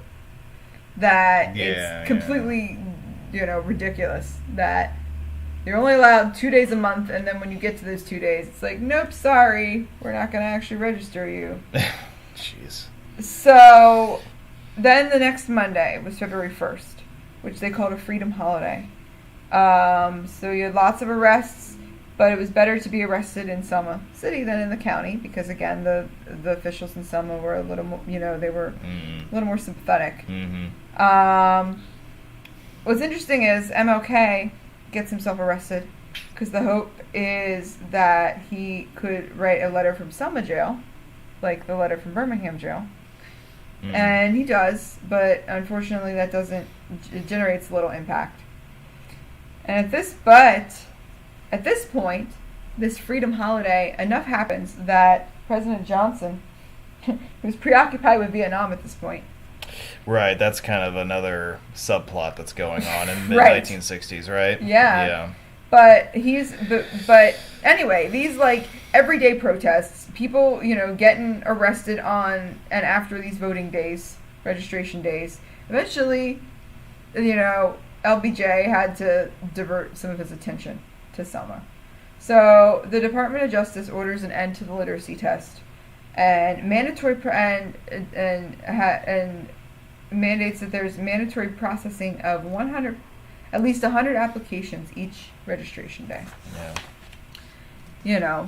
But if there's anything that here's the thing. If there's anything that I have learned, not just from this, but just in general, is that in life, is that you could have a law or a mandate, but if there aren't the resources put through to implement or enforce it, it's not going to happen.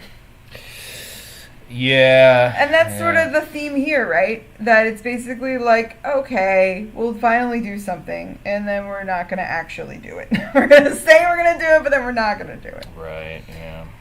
And so, Malcolm X is invited to, to visit Selma on February 3rd. And basically, there was a lot of, infighting about whether or not he should speak. He basically went on the record saying that if the white people realize what the alternative is, maybe perhaps they will be more willing to hear Dr. King. Oh, boy. Oh, boy is right, that people were getting fed up, that nonviolence was only going to work for so long for some people. And, it's... Malcolm X was definitely a little more edgy. Oh, yes. You would say. He was definitely more edgy, and he was definitely... The SNCC were, they were getting tired and fed up. They were starting to really relate to Malcolm X's message. Mm-hmm. And unfortunately, he got assassinated later that month. He was assassinated on Sunday, February 21st. Wow, okay. Yeah. So he didn't live to see the Selma marches. He did not. Yeah. I would like to mention real quick, we've now entered Montgomery County. Woo! Just a quick word about it. Present-day population of the county is 230,000. It, of course, includes the city of Montgomery, which is the state capital. In 1960, the census put the population at 170,000. Wow. I believe it is, yes. Well, in 2020, it was the 5th most populous county in the state of Alabama. I would imagine the counties that incorporate Mobile, Birmingham, and Huntsville, and maybe even Tuscaloosa or higher. So the road has widened back out. So the compromise agreement to keep the road open with a significantly reduced number of protesters, that's no longer an issue. The road is back to 4 lanes wide so that we can go back to having more people on the road. And the number that started up again when they reached that part was in the 4 figures, I think. Wasn't it closer to 10,000 at that point? I mean, ultimately, when they made it to Montgomery, that was the final day of the march. That's when the greatest crowd came out. But I think it more or less returned to the number that they had when the march kicked off in Selma, which was around 8,000. Yeah, right? I don't have an exact number written, but I think that's what I read as well. Okay. Yeah, so I suppose we're back to kind of where we were at the start of this march, right? I mean, operationally it was the same. They got through those 2 days, in the rain through rural Alabama, and now we're entering the Montgomery metropolitan area at this point. Yeah.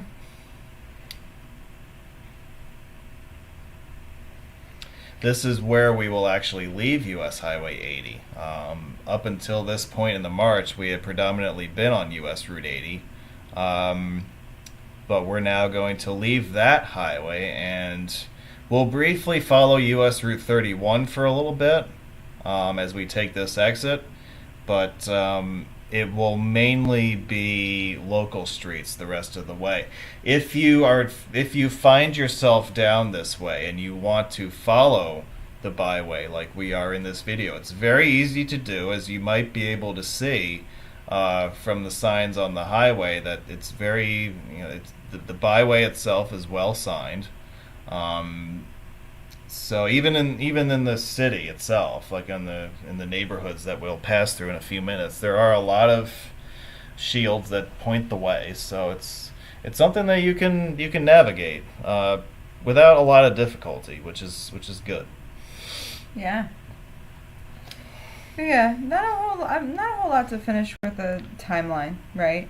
It's basically but to continue from my previous thing, Martin Luther King visits with LPJ and others on February 9th, who says he will, at that point, even a month prior, I'm going to issue legislation soon, right? Yeah. How many things happened from in between February 9th and March 15th? Yeah, let's just say the stuff went down, right? Yeah. And honestly, these daily protests were wearing everyone down, because black folks were being arrested and jailed in really awful conditions. And then the white folks were spending all of their money and resources on the police and on the prisons. Yeah, it was not a sustainable thing for either party. No, it really wasn't. Yeah. So something had to give at some point. Oh, yeah. It was, and that's where, Monday, February 15th, you had another voter registration day. 1,500 people march, and almost 100 were allowed to register. So again, going back to this theme of, even when, the Department of Justice is like, you have to do this thing, they're like, nope. So again, this frustration is building. Yeah. And that's when Thursday the 18th, Jimmy Lee Jackson was shot. Sunday, February 21st, Malcolm X was assassinated. Not in Selma, but just, he was assassinated. Mm-hmm. And, so civil rights leader being assassinated around this time. Mm-hmm. You had the vigils. And it was during a memorial service for Jackson that is when Bevel proposed the march to Montgomery. Mm-hmm. And then, interestingly, Monday, March 1st, that voter registration day, actually, there were a bunch of registrations processed that day. Hmm.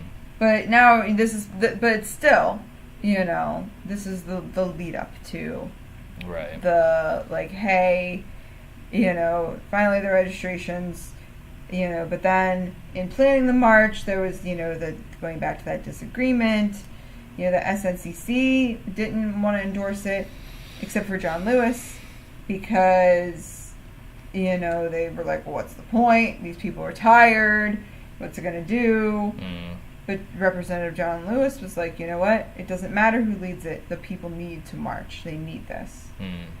And something else that I didn't mention earlier is that MLK, he was not part of the first march. He was actually in Atlanta. Yeah, I had forgotten that he wasn't a part of the first attempt. Yeah. Yeah. It wasn't, and that was part of the hesitation too, is that it's like, well, if he's not going to be here, why aren't we having it? Right. Why are we having it? So that was a big thing. But I just wanted to share all of that history with you because it's amazing how much was going on in the ground every day. And then even I have another timeline, right? Even right? She's got plenty of timelines. I have all the folks. timelines, right? But I literally have something happen every day between Bloody Sunday and the march on the Capitol on March 25th. Oh my God, yeah. Yeah, there were constantly, these different meetings and protests and marches, and confrontations and, hearings, the injunction hearings, that went on for a while. Yeah. So that went on for several days. And it was, then the memorial marches and the vigils, and there was so much going on. It wasn't just March 7th, March 9th, and then the actual march from the 21st to the 25th. Yeah. There was stuff going on every day for months. Yeah. And stuff going on for years. And I think that's important to know. I've done some activism work in ending homelessness, and that's something that, on the surface, a lot of people don't realize. They see, they see when the news media covers a thing here or a thing there. Yeah. They don't see the everyday stuff that happens behind the scenes. Right. Yeah. The stuff that doesn't make the news. Yeah. Right. Yeah. Which is why I really wanted to share that. The end of the fourth day, the campsite for that was on your left just now. So from here on in, this is the fifth day of the march, the last day, as we enter downtown Montgomery proper. And really from here, we're following residential streets. Again, you'll see the historic byway routes, signs on these streets, and it's very... it's pretty easy to follow. I had turn-by-turn directions written down in my notebook because I didn't want to miss a turn or whatever, because it's pretty high stakes when you go to film something like this. Oh, definitely. If I make a wrong turn somewhere, then it doesn't count. I'm no longer on the right route. That's right. That's right. I don't want to get lost. You have to start all over. Yeah. But upwards of 25,000 people descended on Montgomery on the 25th of March. Yes. Which was this fifth and final day, as they set out for the Capitol from the west suburbs, which is what we're passing through right now.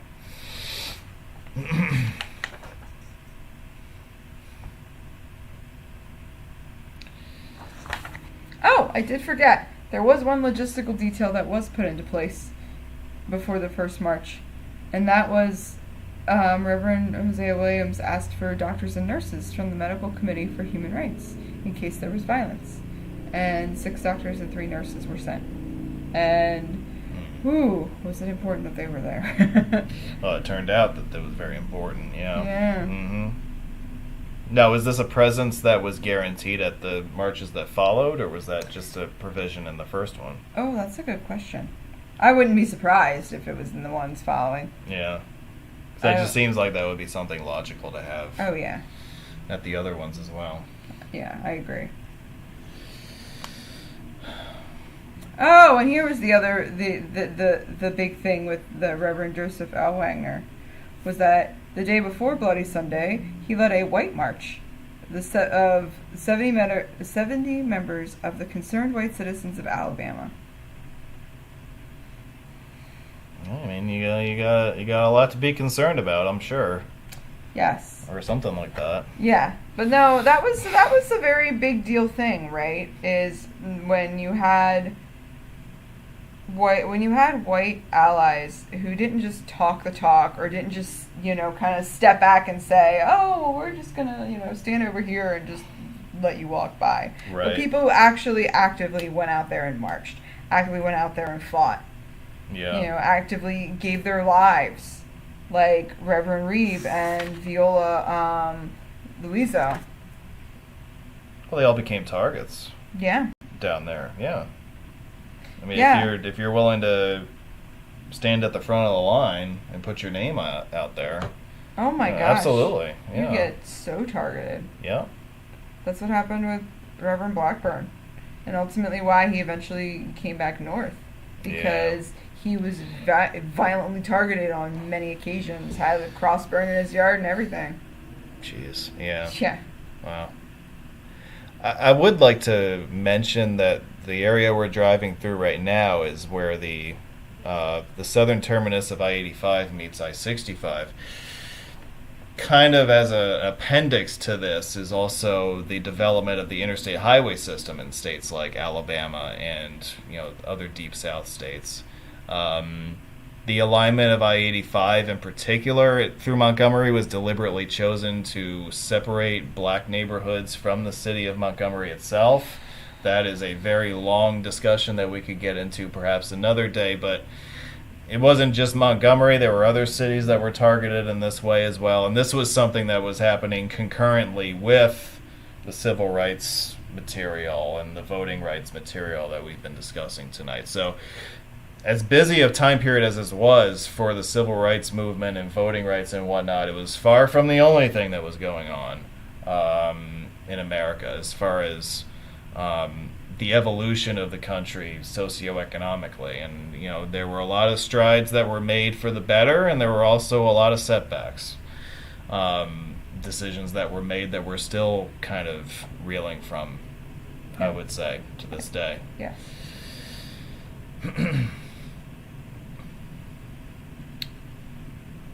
So we're here in West Montgomery. I can't imagine what that would have been like if you lived along this stretch and you just had thousands of, peaceful marchers just coming down your street like that, Yeah. Yeah. It must have been an amazing sight. I haven't read any firsthand accounts of it from bystanders, but I haven't either, but I will say that I lived in Baltimore City when which is a city that's no stranger to peaceful protests and whatnot. Right, and I've been part of many of those peaceful protests. But after Freddie Gray was murdered in 2015, I was watching the news with my husband, and we saw them, in the helicopter, be like, here's all the protesters. And at that moment, my thought was, I gotta jump in. much to Mike's, Mike is not a, protest, Yeah, your husband is not the kind of type of person who would do that. Right. Not that he's not a good guy, but right. He doesn't have that personality. He doesn't have the personality to be like... Right. But so, I can imagine, right, in 1965, how many of those people were like me and saw these protesters and were like, I'm joining right in. And which is what we did. Now, they didn't come right past our house. They came within 4 blocks of where we were living. Oh, all right. And I saw it on the news. So it was easy enough for you to walk down there, and but it was I don't know how many thousands of people were marching. It was amazing to see the line of it on the aerial view on TV, and we ended up marching 9 miles. Really, just on one day, or? Yeah, around the city. Wow. Okay. And it was pretty, but yeah. Wow. So yeah, I guess sort of a contemporary example of what we've kind of been discussing tonight. Yeah. Yeah. Here is downtown. Welcome to downtown Montgomery. Yeah. This is Dexter Avenue, what we're merging onto right now, this is the main street that gets you from the central business district up the hill to the state capitol, which is at the end of the street. There it is. Yep. I should find you more information on the Alabama Capitol itself. Because I should have made a note about it, and I didn't because I'm a goofball, but let's see here. The Capitol building itself is listed on the National Historic Register. It's actually listed on the National Historic Register as the first Confederate capital, because remember, in the early infancy of the Confederate States of America, the national capital was not Richmond, it was Montgomery, Alabama. Yes. This lasted for a very short period of time, but in early 1861, the national capital was right here in Montgomery. It's actually, if we just talk about the architecture of the building itself, it's a very pretty building. It was built in 1850 in that very standard Greek Revival architecture that was very common for municipal and government buildings at the time. So perhaps the fact that, this Capitol building was also the first national capital of the Confederacy, and the original Confederate White House was right across the street from this building.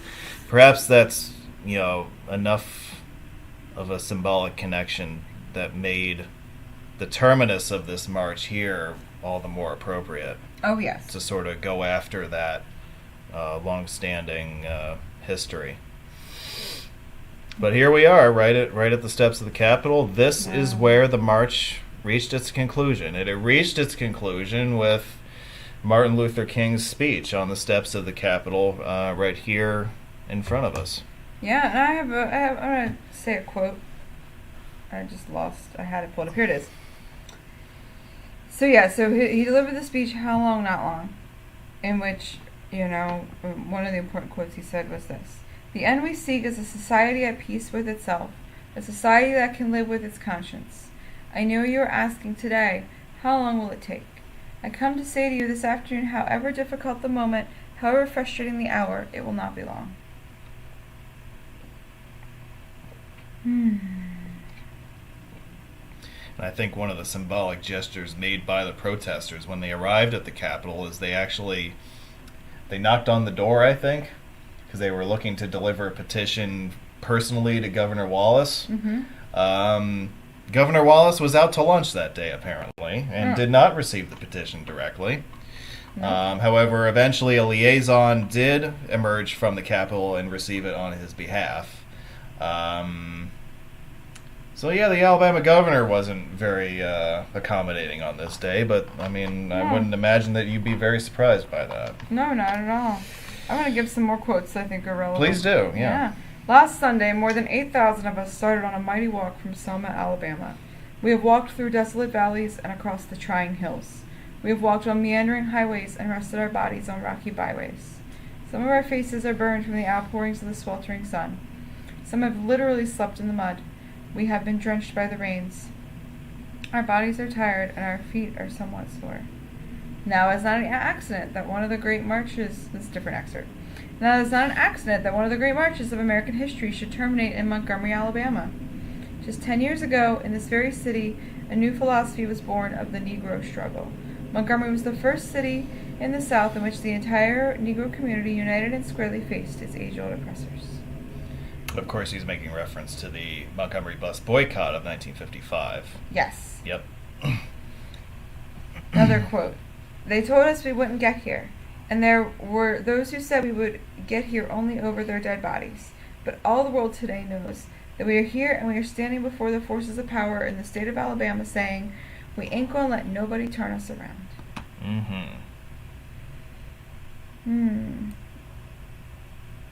Another quote. "Our aim must never be to defeat or humiliate the white man, but to win his friendship and understanding. We must come to see that the end we seek is a society at peace with itself." Oh, I already said this quote. It's a nice quote. You can say it again if you want. Right? We must come the peace with itself, a society that can live with its conscience. And that will be a day not of the white man, not of the black man. That will be the day of man as man. How long? Not long, because the arc of the moral universe is long, but it bends towards justice. That is a great line. I Yes, do it like is. that. I love that line. So that is our drive along the National Historic Trail. You have clinched it virtually. I strongly recommend all of you who watch this to clinch it in real life and check out the historic sites, and check out more of the information. You know, not just the stuff that we've mentioned tonight, but also some stuff that maybe we won't get to talk about in detail. But I mean, there's just, God knows how much information there really is to talk about as far as this, as far as this event is concerned. There is so much, and I highly recommend going through and reading about a lot of the people that we've, talked about tonight. And another thing too, I would recommend is to think about the events of 1965, and think about some of the events you hear on the news today, and think about the connections, the things that have changed and the things that haven't changed at all, and to connect the dots, between the past and the current. Yeah, because this is one of those events that still continues to ripple across our society today, and we continue to hear about events in the news every once in a while that are tinged with, the events of the past. And it's important that we continue to be vigilant and pay attention to these topics as they come up. Definitely. I'm going to leave you with a little bit of an epilogue, because after the march of March the 25th, that concluded on March 25th, that was not the end of the story. The Voting Rights Act that had been introduced in the Senate on March 17th eventually reached a vote in both the House and the Senate in August, passing both chambers in early that month. Lyndon Johnson signed it into law on August 6th of 1965. Really sort of the names here are really the alumni from the Selma marches, right? I mean, in the presence of MLK, Amelia Boynton, John Lewis. Well, Rosa Parks, I don't think was in the march, but she's a very prominent member. We did allude to the Montgomery Bus Boycott a few moments ago.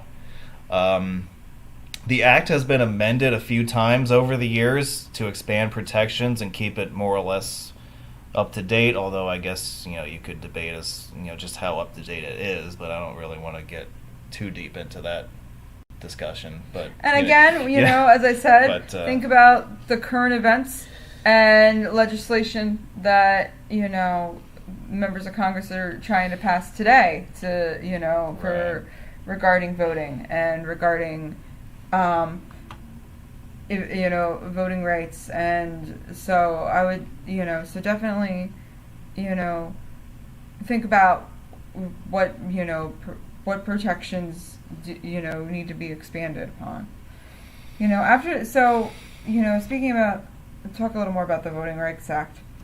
Something that interests me, right? We live in a really polarized political, time right now.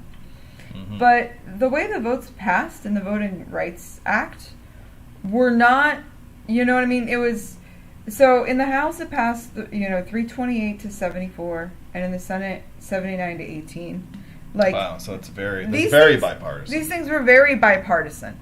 And then if you break it down even further, right? How many, of the 328, right? In the House, 217 of those were Democrats, 111 were Republicans. In 54 Democrats opposed, 20 Republicans opposed. In the Senate, it passed 79 to 18. Of those, 49 were Democrats, 30 were Republicans. Of the 18 that opposed, 17 were Democrats, 1 was a Republican. So it was, very bipartisan, that these votes, in realizing that these things needed to happen. And again, connecting it to the current day, and thinking about who supports expanded protections and who doesn't, and how in the past it seemed like there was a much more bipartisan effort for, at least in this particular legislation, for equality. Mm-hmm. You know? Yeah. And really, so after the Voting Rights Act passed, I alluded to before, progress on these sorts of things was slow. It was not, it wasn't like suddenly the next day, everybody can go register. Right. Because in a lot of these areas, the registration was still limited to 2 days a month. But however, by March 1966, 11,000 black residents were registered in Selma, where 12,000 whites were registered. And this increased voter registration allowed for Sheriff Clark to get ousted in the next election. Would you like to talk about since we've come to that part of the presentation? Yeah, sure. Since you brought it up, but we'll start with the key players first. Yeah, well, you know what? Not to make you go back. I do want to add a couple things. I know, right? Yeah, so basically, so I'll touch back on Sheriff Clark in a minute. But, a couple other big things that happened was the U.S. Justice Department sent federal registrars to 6 of the Alabama Black Belt counties. Granted, that wasn't enough. They really needed them in all 24 Black Belt counties.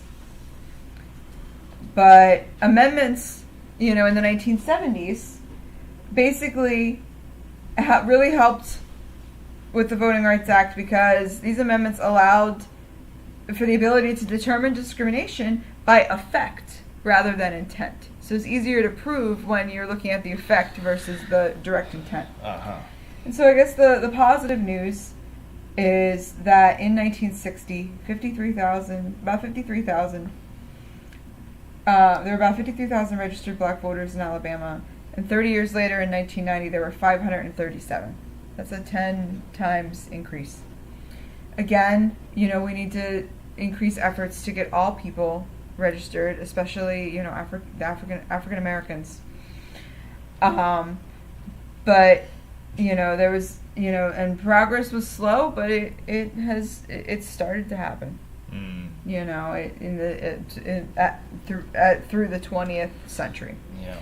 Is that enough? That's another question we can ponder on. But which is something else that we could do in a PowerPoint in and of itself. That's right. But for now, let's talk about those key players. Yes, because of course their story did not end with the Selma marches. It did not end with the Voting Rights Act of 1965. Some of these key players, we sort of are, we know what happened. Unfortunately, Reverend Dr. Martin Luther King Jr. was assassinated on April 4th, 1968 at the Lorraine Motel in Memphis.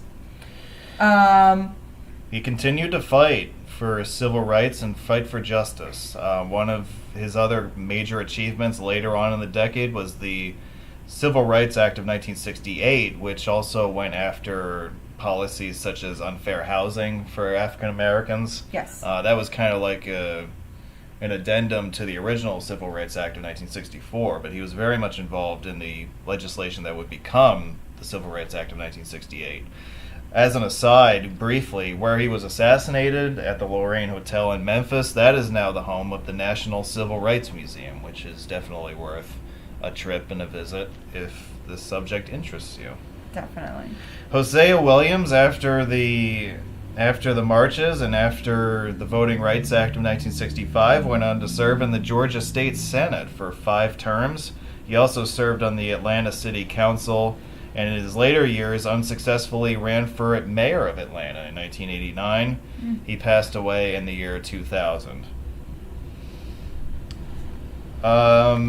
Lyndon Johnson, I'll talk about him for a moment. Lyndon Johnson was serving as president. Of course, he became the president following the assassination of John F. Kennedy in 1963. He had won election in 1964, but he did not seek re-election in 1968. The disastrous policies around Vietnam were a major impact to his decline in popularity around the country, and so he saw the writing on the wall and did not seek re-election. He died in 1973 with perhaps his two biggest two biggest things that he is remembered for being his role in the Vietnam War and escalating that, but also his role in finally making the civil rights movement pay off in the form of legislation. Yeah. So, Representative John Lewis, he ended up, he was obviously not a representative in 1965, but he started serving in the House in 1987, and he served until his death in 2020. He served the city of Atlanta. Yes. Which is where I was not very long ago in January 2022. In fact, an entire trail and scenic parkway in Atlanta now bears his name as well. Atlanta was really another hub of the civil rights movement too, but that's another story for another time. We'll have to do an episode on that as well. We might just have to, yeah. James Foreman continued to serve as a community organizer throughout the South, although he did not hold a position more powerful than the position he held at the time of the Selma marches with the SNCC. He passed away in 2005. On the subject of adversaries, George Wallace, of course, did not take much of a hit politically for his role in not accommodating the marchers in 1965, although he was actually not permitted to run for re-election in 1967 because of a weird rule in Alabama's Constitution that did not allow him to serve consecutive terms. Now, this was actually amended later on. Actually, he was a very prominent figure in Alabama politics right up until his death in 1998. He went on to serve 4 different terms as governor. Wow. He was also the first gentleman of Alabama for a period of time because while he could not serve as governor, that did not prevent his wife from being able to run. So actually his wife was governor, and he was actually... Who is this guy, Putin? Gee, I wonder why you're bringing up that name right now. I wonder. 4 different terms. The one term from 63 to 67. 2 consecutive terms from 71 to 79 because of the amendment to the Alabama Constitution, and a final term from 83 to 87. He also unsuccessfully ran for president as a Dixiecrat in 1968, 72, and 76. He survived an assassination attempt in 1972 that left him paralyzed, and he remained that way until his death in 1998. He died claiming that he was a born-again Christian and he claimed that he was no longer a racist or held racist beliefs. We'll never know the truth as far as that's Only God concerned. knows. Well, he can answer to his maker on that subject, I suppose. Yep. Colonel Albert Lingo of the Alabama State Troopers ultimately resigned as director of the Alabama Highway Patrol in October of 1965 following the outcry and the national attention and press that the Selma marches got. He died in 1969 of a heart attack. Up until his dying day, he remained convinced of the righteousness of his cause to intervene in the way that he did on Bloody Sunday. The mayor of Selma, Joseph Smitherman, first assumed to the post of mayor the year before. In 1964, he would serve as mayor until the year 2000. Again, he was one of the more moderate people in the city of Selma. He has been criticized over the years for not doing more to help the marchers. He died in 2005, convinced that he had done everything that he could do to help, and that the only reason that he would side with the state of Alabama on matters in 1965 was because he was trying to avoid retribution against himself. Again, that's a bit of a hot topic, but, it's worth at least mentioning the stated position. Right. So, here's an interesting one. What happened to Dallas County Sheriff James Clark?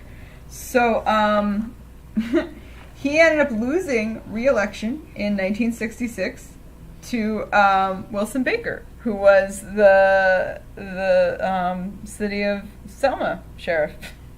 But basically, the African American population, who once they gained, voter registrations, voted out the awful, cop. Yeah. And put in the one from Selma that basically, took the more moderate position at the time. So, last but not least, I want to talk about what happened to, the folks who committed these murders, right? So, I have here James Bonnard Fowler. He was who murdered Jimmie Lee Jackson. In 2007, he was indicted, actually, for the murder. So this is how many years later, right? 1965, 2007. Mm-hmm. And in 2010, he pled guilty to manslaughter and spent 6 months in jail. 6 months. Wow. Yep. Oh, well, I mean, I guess 6 months is better than 0 months, which is what happened with the murderers of Reverend Reeb. Yeah, his murderers were never brought to justice. I don't believe. Right? Well, let me pull up my notes. I gotta find where. Here we go. So basically, what happened is, in April 1965, 4 men, Elmer Cook, William Stanley Hagel, Naaman O'Neill Hagel, and R.B. Kelly, were indicted. In December 1965, 3 of them were acquitted by an all-white jury within 90 minutes of deliberation. Yeah. Right? And the 4th fled to Mississippi and never returned and was never hunted down. That's typically what happened back then, unfortunately. And then in July 2007, the case was reopened, but it was closed in 2011 because 3 out of the 4 men were dead, and Naaman had been tried and acquitted in state court, which barred him from further prosecution, and he ended up dying in 2016. Interestingly, NPR released interviews in 2019 from a 5th person as well as a witness. So this 5th person involved, his name was William Portwood. He claimed in a 2017 interview that he kicked all he did was kick the minister. And Frances Bowden, an eyewitness, she was found and said that Elmer Cook was the one who swung the club and hit Reeb. And unfortunately, none of these men got the justice that they deserved. The Ku Klux Klan, the men involved with Reverend James Reeb were part of the Ku Klux Klan. The men involved in the murder of Viola Luiso, that's a weird story. So as I mentioned, she was driving back from a trip shuttling fellow activists to the Montgomery airport, and she was hit by shots fired from a pursuing car containing Ku Klux Klan members Collie Wilkins, William Eden, Eugene Thomas, and Gary Thomas Rowe, the last of whom was actually an undercover informant working for the FBI. So, although the state of Alabama was unable to secure a murder conviction, Wilkins, Eaton, and Thomas were charged in federal court with conspiracy to intimidate African Americans under the 1871 Ku Klux Klan Act, a Reconstruction Civil Rights statute. So on December 3rd, the trio was found guilty by an all-white, all-male jury and were sentenced to 10 years in prison, which was a landmark in Southern legal history. Now, of course, there was, a lot of weirdness with the FBI thing, and Viola Liuzzo, they basically, later the COINTELPRO operation spread false rumors about her, that she was part of the Communist Party and had abandoned her children to have sexual relationships with the African American activists. And, obviously, completely covered up that the 4th guy involved was part of the FBI, and her family filed lawsuits against the FBI after, learning about the FBI activities, but the suit was dismissed. So that's what happened to the Ku Klux Klan members who were involved directly in Selma. But as as you and I and all of us know, the Ku Klux Klan didn't go away, and in some ways the Klan still lives on today, if maybe in a more underground form. But it is one of those things that we've never really fully come to terms with as a country, I would say. We've never come to terms with, and really, it's more underground now, but it definitely still exists. Mm-hmm. To be continued, as far as that goes. Yes. I would like to leave you guys with a few other thoughts on the city of Montgomery. Again, this is a city that I strongly recommend anyone who's interested in the civil rights movement and the history of it to come and visit. It's really like a living museum with all of these different landmarks in town. Of course, 10 years before the Selma marches, you had the 1955 Montgomery Bus Boycott, and Rosa Parks, of course, was at the center of that. Right in the center square in downtown, you have this full-scale statue of her waiting at the bus stop. That's the bus stop where she got picked up from on that day in 1955. There's also a museum dedicated to Rosa Parks and the Montgomery Bus Boycott in town. That's something else that's worth a visit. Something else that we really could have spent a 2-hour episode on if we wanted to was the Freedom Riders. Yes. And we didn't get to talk about that, but the old Greyhound bus terminal that was a hub for activity as far as the Freedom Riders movement was concerned in 1961, that is still in place in downtown Montgomery and is now operating as a museum of its own. So that's another thing to check out if you're in the area. Of course, many of you may know that Martin Luther King was also a pastor, and the church that he was a member of is right here, the Dexter Avenue King Memorial Baptist Church, which is right literally a couple blocks down Dexter Avenue from the Montgomery Capitol building. And of course, the church is preserved today. I believe it is still active as a church, if I'm not mistaken, but there are obviously some museum-like features to it today. I did not get to go inside when I was in town, but it's definitely still open for business. So there's that. Lastly, I'd like to leave you with some historical markers in Selma itself, at the east end of the Edmund Pettis Bridge, which is where the violence of Bloody Sunday took place. The Civil Rights Memorial Park, I believe it's called, is on the east end of the bridge. And it's got these monuments that were put up within the last few years. Perhaps the most prominent of which is the one you see on the right of your screen, honoring late Congressman John Lewis, who was very prominent in organizing the first march. And of course, he lived the rest of his life, literally, with the scars of the injuries that he sustained that day. Very moving tribute, these monuments, I would say. Absolutely. We've talked a lot about this event and all that, and somehow it must be possible for us to really learn about this and to really become better people and a better country for having experienced it.